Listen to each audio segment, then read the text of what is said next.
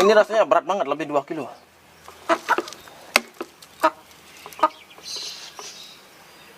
Woi, 3 kilo, 3,1 ya, 3100 sekian lah. Ini nggak diam-diam ayamnya, jadi tetap aja bergerak dia. Nah, segini beratnya hasil dari makan bayam, kangkung, nasi aking. Luar biasa, untung besar kita kawan. Halo, selamat pagi. Sebenarnya pagi ini agak telat ya. Sebenarnya saya pengennya bangun jam 5 pagi, tapi kenyataannya saya bangun jam 6 pagi. Agak telat 1 jam, tapi nggak apa-apa. Kita bakal tetap ngajak sahabat untuk ngintip proses pemotongan ayam broiler saya. Nanti kita timbang seberapa beratnya, bobotnya. Mudah-mudahan sesuai ekspektasi. Tapi yang jelas kita harus persiapkan dulu, yaitu kita bikin air hangat dan lain sebagainya. Oke, kita mulai saja petualangan kita hari ini. Kita mulai kisah kita hari ini di Kebun Organik, Bali Organik TV. Tetap bersama saya di sini dan kita bersenang-senang di sini. Para subscriber, jangan nontonnya setengah-setengah ya. Kita bakal berproses, siapa tahu ada ilmu-ilmu yang bisa Anda serap di sini. Dan tentu saja ilmu ini akan berguna bagi kita, bagi saya juga dan bagi Anda, agar kedepannya dalam berkebun kita memiliki lebih banyak pengalaman. Karena makin banyak pengalaman, makin banyak hal yang bisa kita jadikan sebagai pertimbangan apabila terjadi hal-hal di masa depan dalam berkebun organik. Dan makin sempurna ilmu kita, seperti itu. Oke, langsung aja kita eksekusi. Kita pertama ke dapur dulu ya. Jadi kita bikin air hangat dulu, air panas, bukan air hangat, air panas untuk nanti kita lepas bulu-bulu ayam broilernya menggunakan air panas. Nah, kita ke dapur. Ini dapur yang sering dipakai istri saya untuk syuting. Karena istri saya juga punya channel namanya Masak Simple TV. Nah, di sana sering sekali saya masak, tentunya dengan bahan-bahan organik yang ada di kebun saya. Kita buka. Ini menurut saya kalau buka pintu ini agak horor ya, karena pagi-pagi biasanya piring numpuk gitu. Oke, tuh kan horor. Skip dulu ya.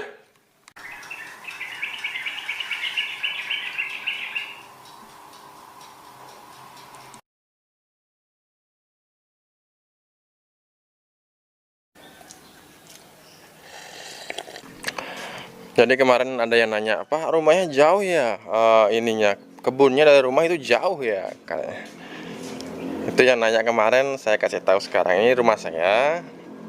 Nah, ini jalan menuju ke kebun ya. Oke, kita sampai di sini wajib kita ganti sandal kita dengan sepatu boot. Karena apa? Karena pekerjaannya di sana berat. Jadi kita mesti pakai sepatu boot. Hop, ya, tuh, kita hitung tuh, berapa langkah. Coba Anda yang menghitung berapa langkah.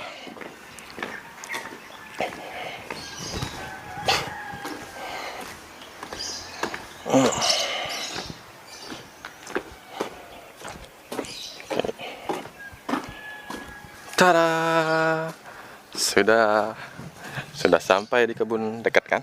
Nah, jadi jarak antara kebun dengan rumah saya itu berdekatan, di depan dan di belakang seperti itu. Jadi ya seperti inilah keadaan pagi ini. Tanaman terong, ini terong hijau sudah berbunga. Sebentar lagi nampaknya bakal berbuah sudah. Ini juga subur banget ya. Luar biasa, raised bed ini media tanamnya mirip terra preta. Ya begitulah. Semoga. Ini tomat sudah berbunga, bentar lagi juga berbuah. Yang menarik ini paprika kuning. Jadi banyak sekali sahabat yang gagal membuat paprika ini berbunga. Meskipun berbunga nantinya rontok seperti itu. Nah, kita coba. Kita gunakan media yang sangat subur seperti ini.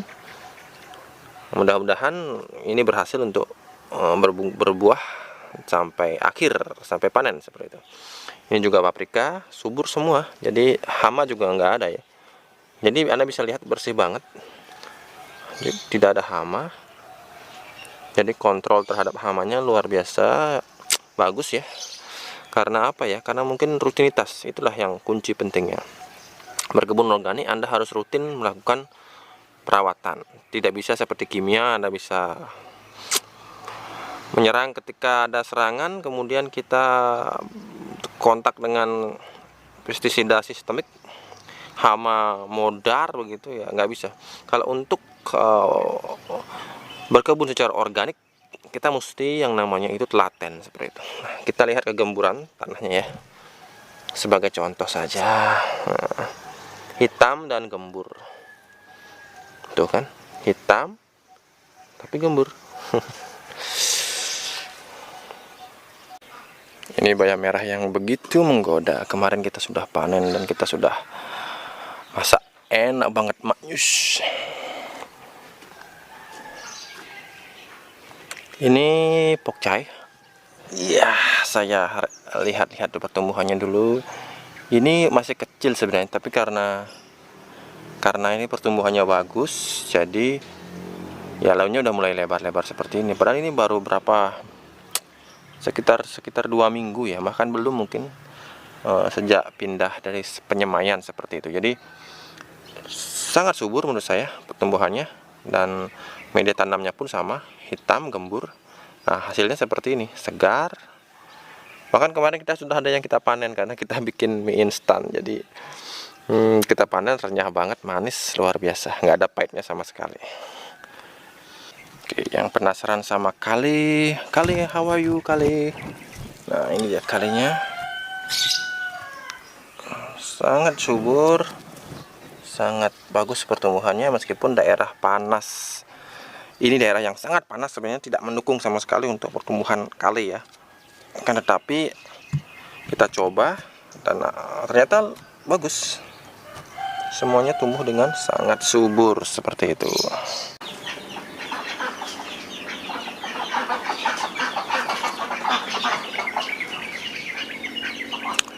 Bebe ini suka banget makan pepaya yang manis-manis katanya. Nah, ini semua pakan yang kita berikan dari kebun kita lempar langsung ke sini. Ada pepaya kemarin yang sudah agak busuk, jadi saya kasih ke mereka dan habis. Ini saya kasihnya kemarin malam ya, kemarin sore menjelang malam. Saya kasihnya sudah habis sekarang. Ayo makan buah.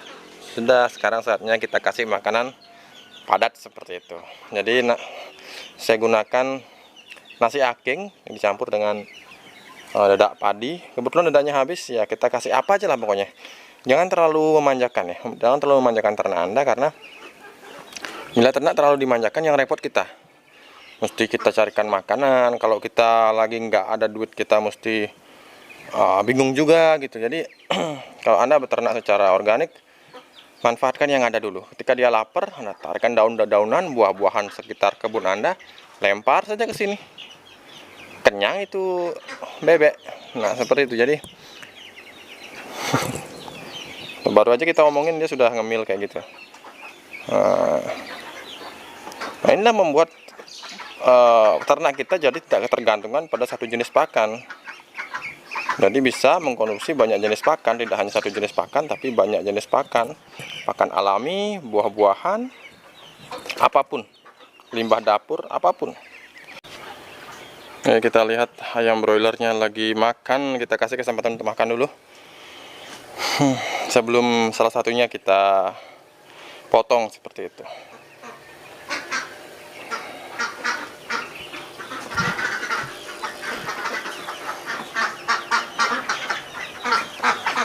Ya, kalian makanlah, puas-puasin dulu sebelum kita bakalan potong. Salah satu dari kalian yang paling gemuk, risiko jadi ternak gemuk, dipotong. Nah, itu makanannya kemarin sore saya kasih, masih sisa segitu. Jadi emang kalau ayam makan makanan seperti ini, kemarin kebetulan dedaknya habis, jadi biasanya saya campur antara nasi aking, kemudian sayur, kemudian isi sedikit dedak. Mungkin karena itu sisa biasanya habis pagi-pagi, biasanya habis. Nah, tapi makanan broiler organik seperti ini memang tidak begitu rakus ya ayamnya ya. Nggak seperti ayam-ayam pakan pabrikan, pasti rakus ya. Nah, seperti itu. Kita lihat lebih jelas, lebih ini ya, lebih dekat ya. Tapi saya nggak bisa bikin panik ini ayam, nanti stres. Nah, seperti inilah pakannya. Minumnya air biasa. Kadang-kadang saya kasih kunyit, kadang-kadang saya kasih ini apa namanya, jus pepaya, seperti jus daun pepaya seperti itu. Nah, kita bakal potong yang ini salah satu. Kita coba pilih yang terbesar lah ya, biar bagus.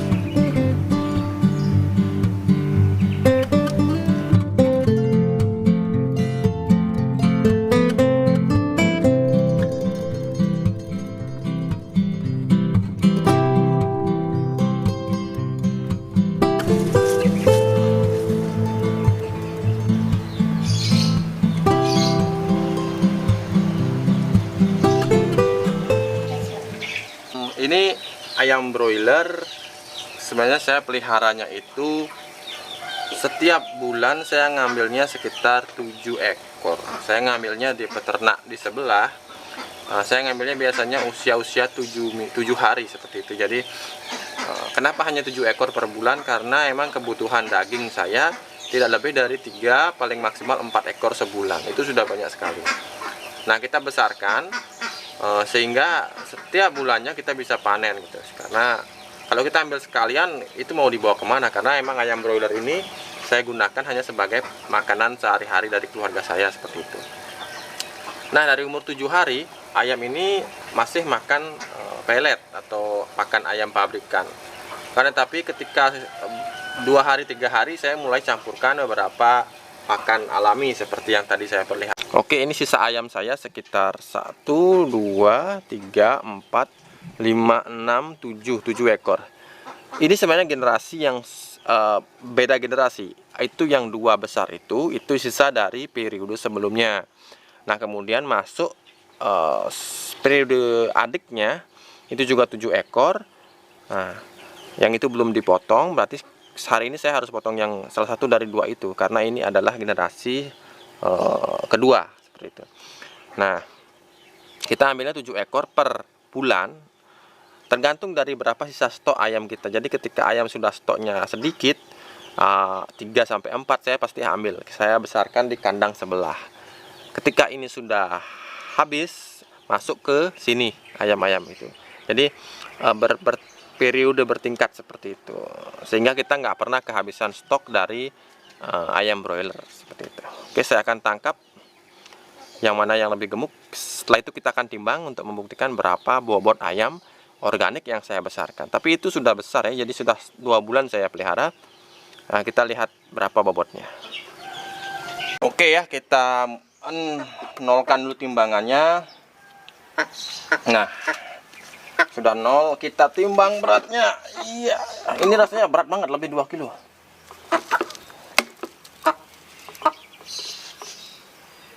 Woi, sekitar 3 kilo lebih ya.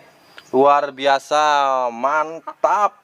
Makan bayam, makan kangkung, nasi aking 3 kilo lebih.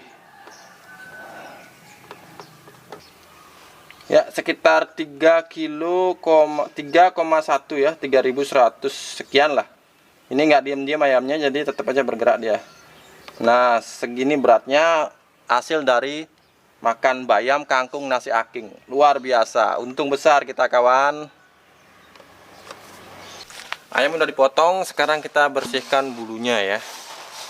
Ya, kita bersihkan bulunya, kita pakai air hangat seperti pada umumnya lah ayam broiler kita bersihkan bulunya dengan air hangat.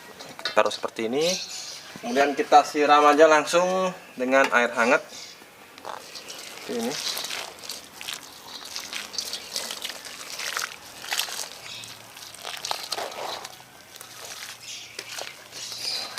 Nah, setelah kita rendam dengan air hangat sebentar saja, jangan sampai terlalu matang, karena kalau terlalu matang kulitnya bisa gampang mengelupas. Nah, baru kita cabut bulunya seperti ini.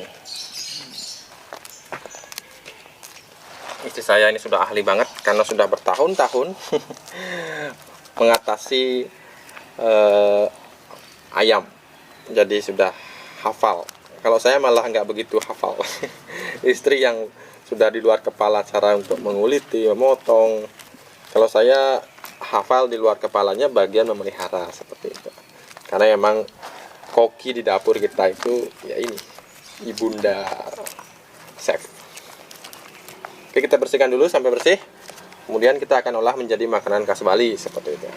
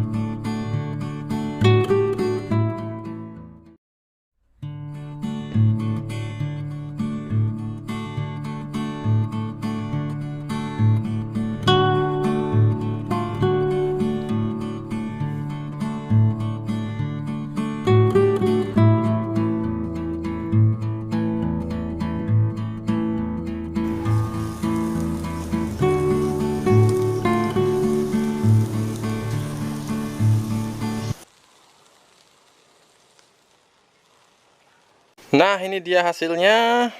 Asli bahan bakunya semua kita dapat di pekarangan di belakang rumah kita. Nah, inilah sate khas Bali. Ini kalau kita menggunakan batang serai seperti ini biasanya disajikannya di restoran. Kalau standarnya di Bali biasanya pakai bambu atau pakai ini bilah dari pohon kelapa itu. Apa namanya itu ya? Batang pohon kelapa itu dibikin persegi seperti tusuk sate seperti itu ya. Nah, ini akan, kebetulan saya udah lapar banget, saya bakal makan sekarang. Oke sahabat, para subscriber saya yang menonton di sana. Nah, saya ingin tekankan lagi bahwa semua yang saya lakukan dari pagi itu bukan bermaksud untuk pamer ya, bukan bermaksud untuk pamer atau mengiming-imingi sate seperti ini, enggak. Karena saya hanya ingin Anda termotivasi. Termotivasi untuk apa? Untuk mencoba Anda menyediakan stok pangan Anda, bahan makanan Anda di pekarangan rumah Anda. Walaupun misalkan pekarangan Anda tidak seluas pekarangan belakang saya, akan tetapi Anda bisa mengusahakannya mungkin di lahan-lahan terbatas dengan menggunakan metode dan cara yang bisa Anda bikin kreatifkan sendiri. Banyak videonya di YouTube, tapi bukan di channel saya. Di channel orang lain yang lahannya terbatas, Anda bisa meniru konsep seperti itu. Kemudian mengenai berkesinambungannya persediaan pangan, stok pangan selalu saya bikin berkesinambungan, jadi nggak putus gitu. Jadi teknik itu mungkin sudah saya jelaskan di setiap video saya bahwa kita perlu perjenjangan, menanam setiap hari, panen setiap hari. Nah, untuk video kali ini saya rasa cukup sampai di sini. Semoga Anda semua bisa termotivasi dan kemudian melakukan hal yang serupa seperti yang saya lakukan. Oke, sampai jumpa lagi di video berikutnya nanti sore. Planningnya nggak ada, tapi sebentar saya akan coba untuk bermain ke kebun, melihat apa yang perlu saya benahi, apa yang perlu saya garap lagi untuk sorenya, karena sorenya saya juga pengen ngevlog seperti itu. Oke, sampai di sini dulu. Saya mau makan. Salam Bali Organik TV, menanam setiap hari dan panenlah setiap hari.